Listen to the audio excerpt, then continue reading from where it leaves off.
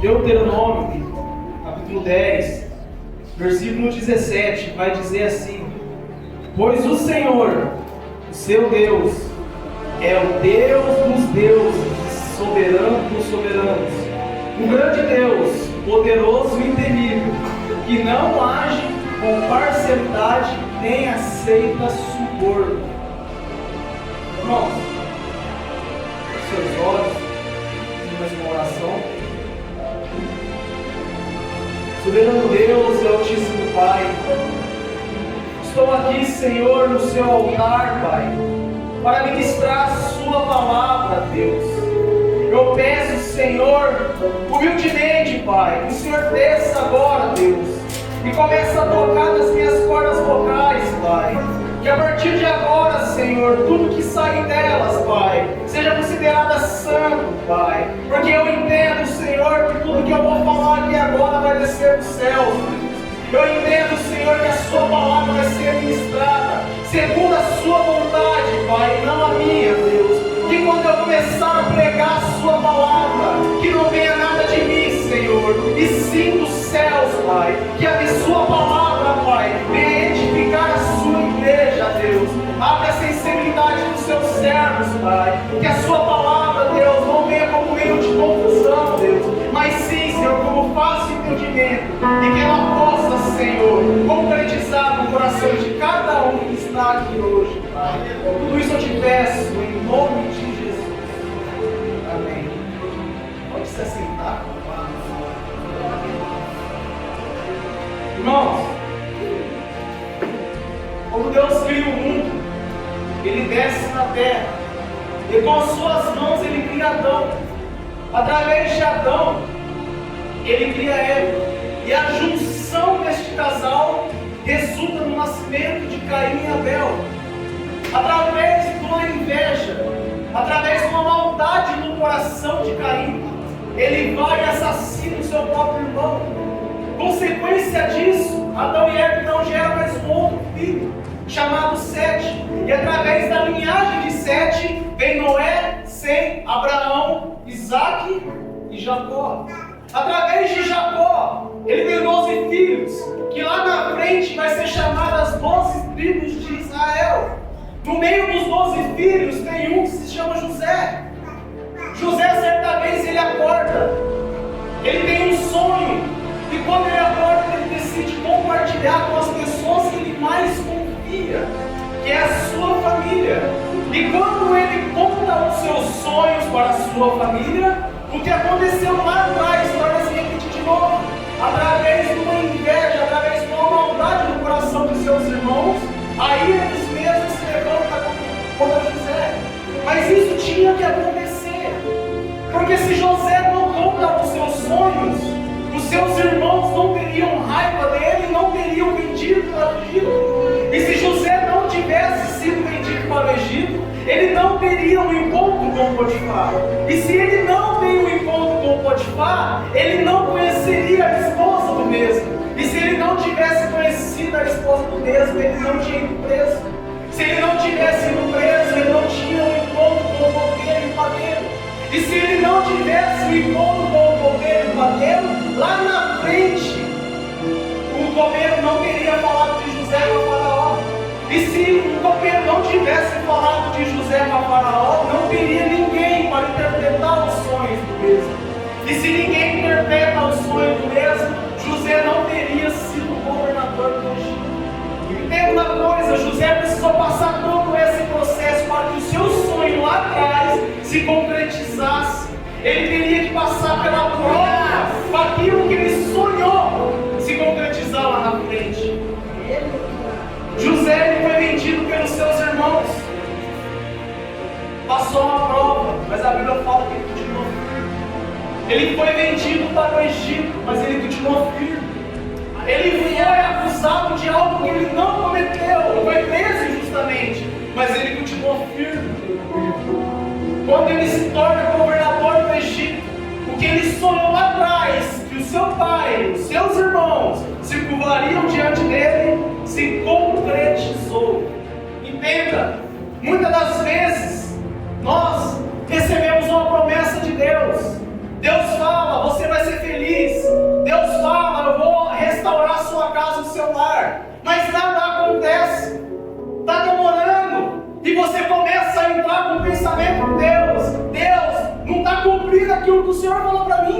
Olha a prova que eu estou passando. O Senhor falou que eu ia ser feliz, mas eu só vivo chorando. Deus, Ele está falando assim, ó, aquieta-te, meu filho, pois nada sai do meu controle.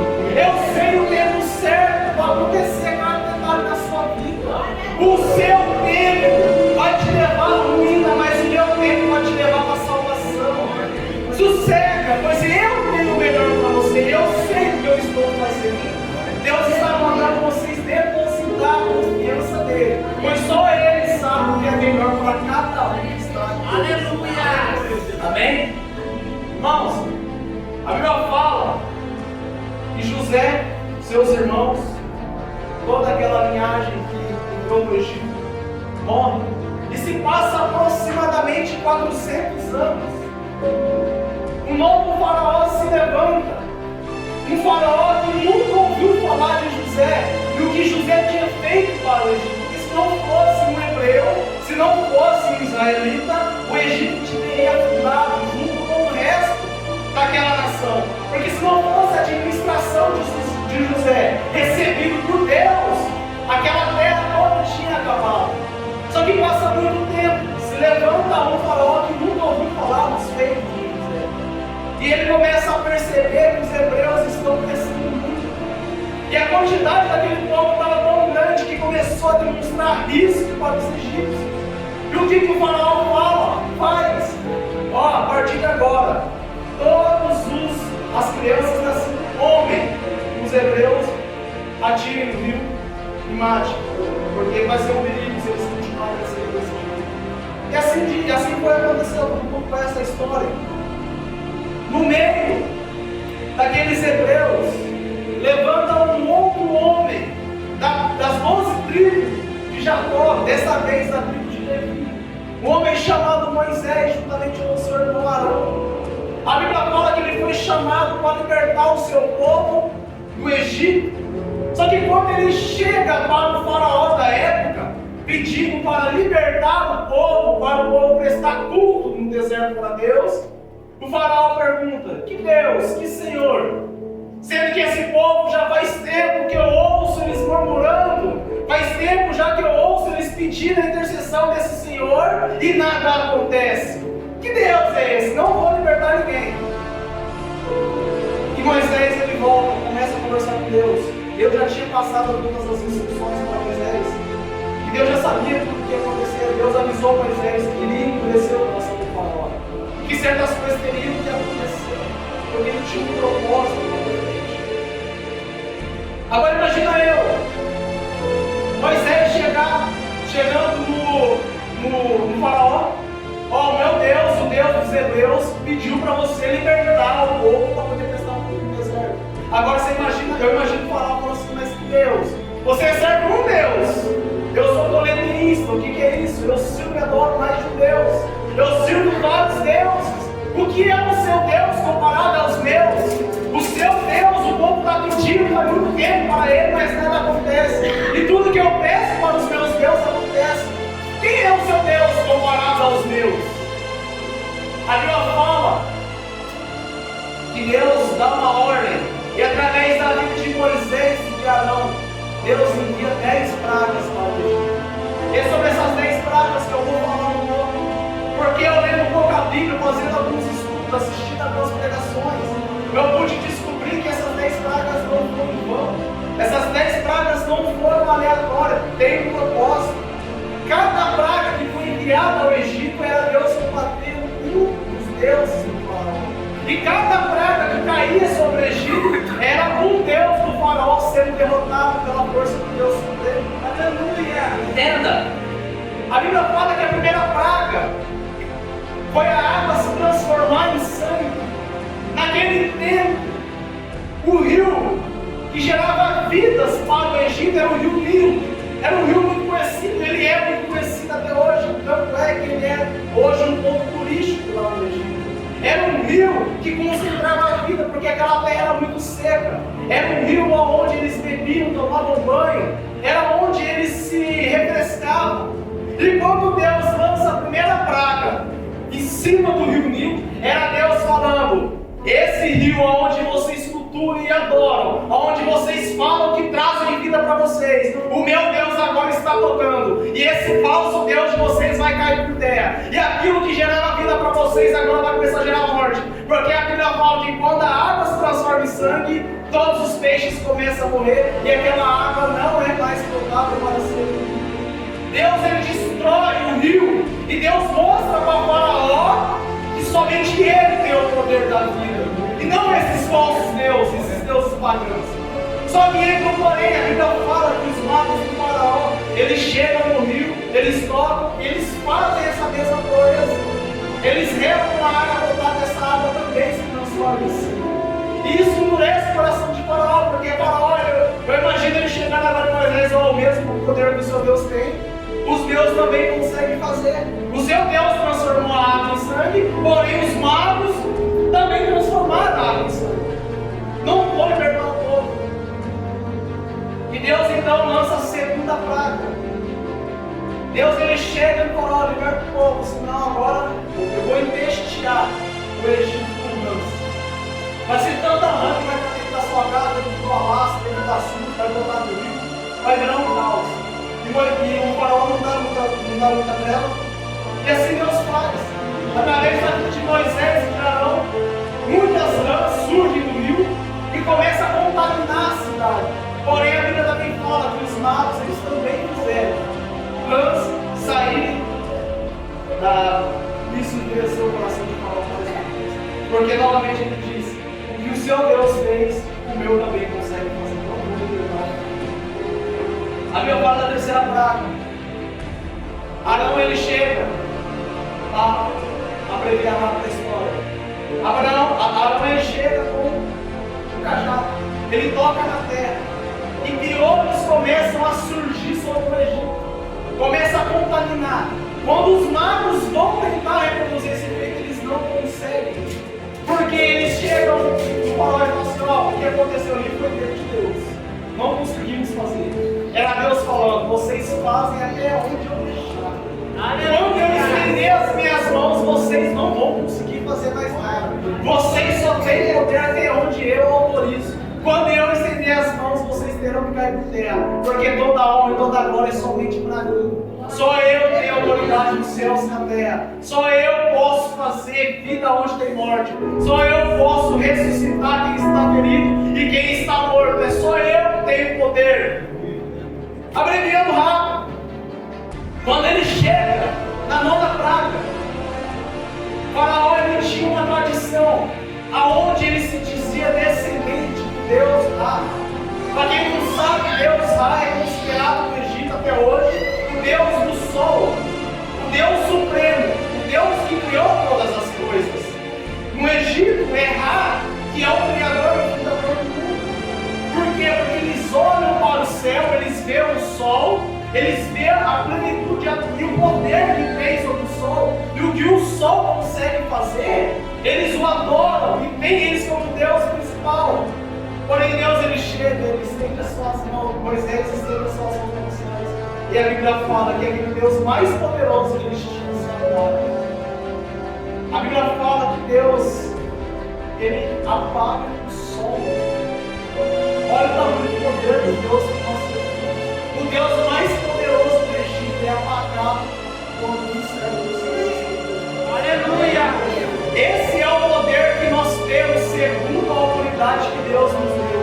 Que quando a gente estender a mão, independente da situação que a gente se encontra, fogo e poder das nossas mãos sai. E não existe demônio que consiga suportar. Não existe falsos deuses que fiquem de pé. A autoridade que nós temos sobre as mãos, nós podemos fazer milagres na presença de Deus. Quando a gente entender o que está nas nossas mãos, quando a gente vê um problema, a gente não vai questionar e murmurar mais. Ao contrário, a gente vai estender as mãos e falar: de repreender. Porque o milagre está sobre as nossas mãos. Aleluia, Deus. A última praga.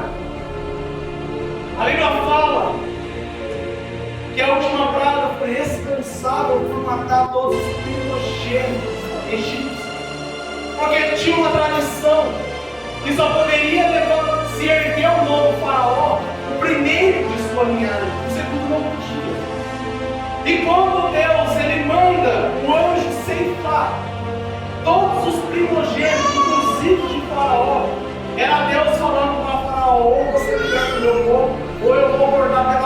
agora todo mal.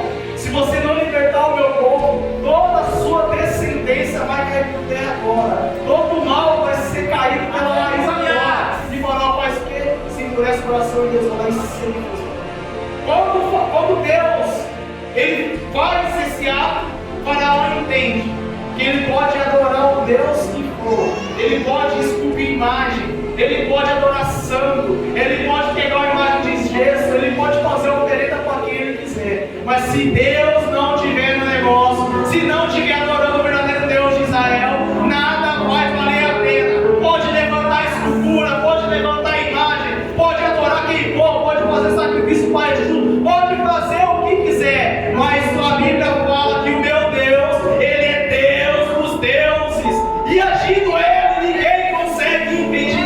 Você pode cultuar o Deus que você quiser, você pode ir numa encruzilhada e adorar quem você quiser, você pode fazer o que você bem entender, mas quando o meu Deus me deu autoridade, eu estendo a mão, eu repreendo todo mal, e toda força satânica vai ter que cair de terra, porque maior do que os meus inimigos, maior do que esses deuses falsos, é o Deus de Israel e o Deus que nos levantou à terra.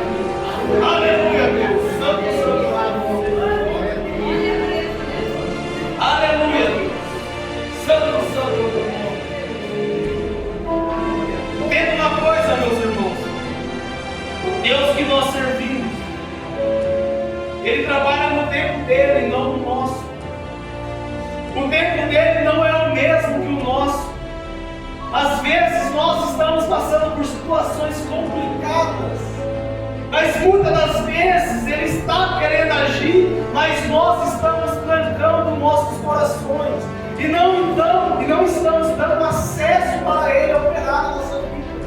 Porque nós, como eu falei no culto passado, nós temos o nosso livre-arbítrio. É algo que Ele nos deu, que Ele não toca, porque Ele nos deu o poder de escolha. Ele não vai fazer nada forçado na nossa vida. Ele só vai fazer na nossa vida quando a gente abrir o coração e falar: Deus, a partir de agora a minha vida é sua. A partir de agora eu declaro meu coração para o Senhor.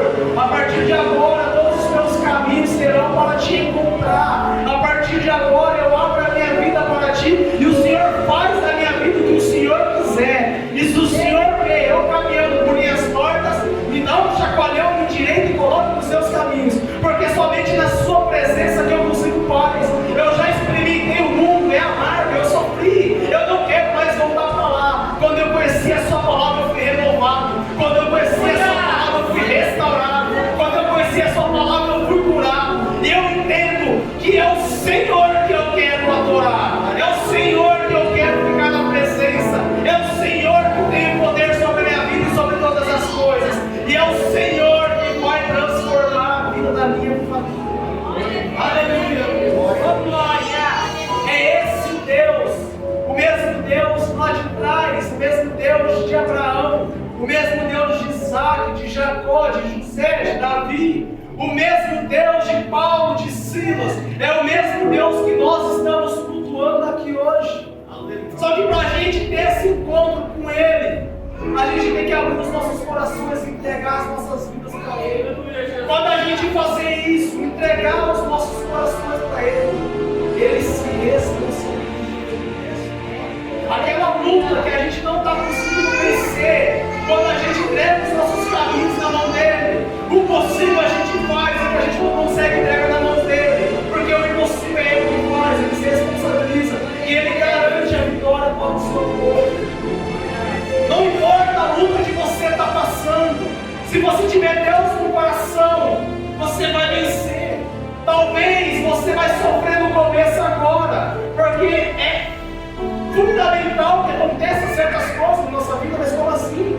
É fundamental que eu sofra. Irmãos, Deus tem um propósito. Olha o que aconteceu na vida dos apóstolos. Olha o que Paulo passou. Olha o que aconteceu na vida de Pedro. Pedro foi crucificado de cabeça para baixo. Paulo foi açoitado. Porque viver no Evangelho é isso. Viver no Evangelho é estar disposto à perseguição. Viver no Evangelho, seguir e servir esse Deus, é estar disposto a morrer por Ele. Mas a Bíblia fala que todos aqueles que morreram na sua presença renascerão da sua glória e herdarão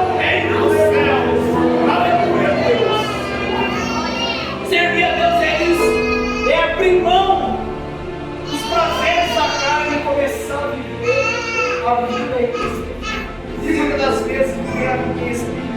É o que José passou lá atrás. Se José não tivesse o espírito, a primeira oportunidade que ele tivesse, quando os irmãos jogaram ele no buraco, ele já ia blasfemar, talvez, ele já ia xingar, ele já ia amaldiçoar os seus irmãos. Se ele não tivesse vivendo pelo Espírito, ele não conhecesse o Deus de seu pai, e se o Deus de seu pai não estivesse em sua vida, a sua promessa não tinha sido. Ah, mas Deus entende tudo que ele promete de tudo. Ele cumpre, mas de acordo com o nosso merecimento. Se nós não fizermos por merecer, Deus não é obrigado a fazer por nós. Se nós não cede para Ele, não o adore em espírito e em verdade, Ele não é obrigado a nos catar na marra de fazer a gente. Moisés, o homem mais usado do Antigo Testamento, ele tinha uma promessa junto com os hebreus israelitas, que era de entrar na cidade prometida. Só que a Bíblia fala que numa de desobediência da parte de Moisés, ele só viu a cidade prometida, mas não abriu. Não tem coisa na nossa vida que não estão se cumprindo por desobediência da nossa vida. Tem coisa que Deus está querendo cumprir, mas por desobediência nossa, Ele não está. Aleluia. Irmãos, quem está sentindo a presença de Deus? Quem está sentindo a presença de Deus? Eu estou sentindo, você pode estar na casa. Aleluia. Irmãos, fique de pé. Aleluia.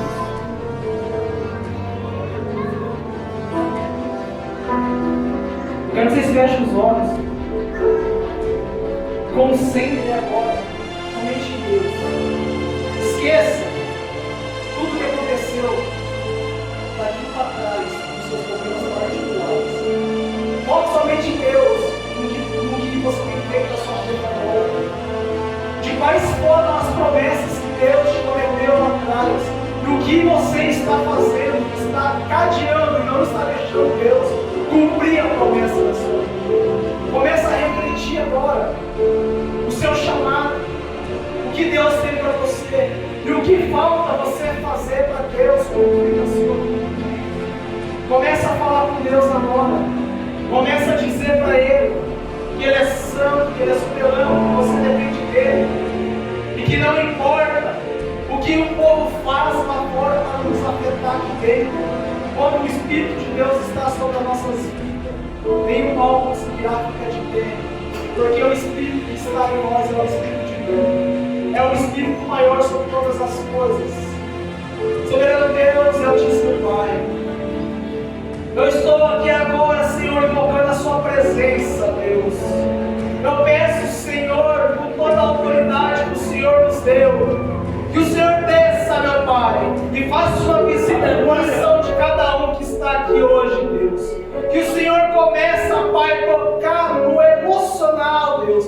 Que o Senhor começa a mostrar para o seu povo que está faltando, Pai, para a Sua promessa se cumprir. E que eles possam começar a entender, Deus, o que eles têm que fazer a partir de hoje, para a Sua promessa se concretizar na vida deles, Pai.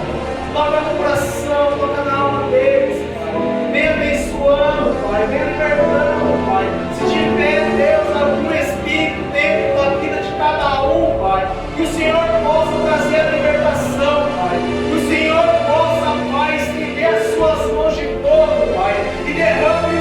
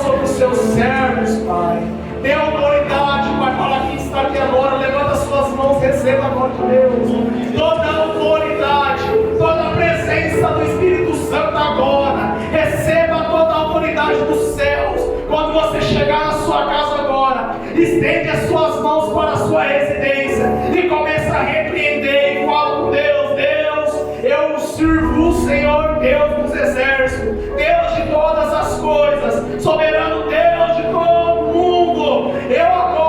Eu repreendo todo o mal que está dentro da minha casa, que se tiver um demônio alojado a 5 quilômetros da minha casa, que vai bater de retirada agora, porque eu não aceito vocês perto da onde eu estou. Receba essa autoridade de Deus. Aleluia, Deus. Santo, santo é o teu nome, Pai. Digno tu és de toda adoração, de todo louvor, de toda glória. Somente tu, ó Deus. Senhor que sabe todas as coisas, conhece os nossos corações. Senhor que conhece a nossa intimidade, o nosso ser. Nos ajude, Pai, a continuar firme na sua presença. Nos dê força quando estivermos caídos, nos ajude a levantar. Somos fracos, Pai. Somos pecadores, Deus. Mas a sua palavra fala, Pai, que na nossa fraqueza tem o seu poder se manifesta. Então, quando você estiver fraco, olhe para os céus e fale: Deus, eu estou fraco.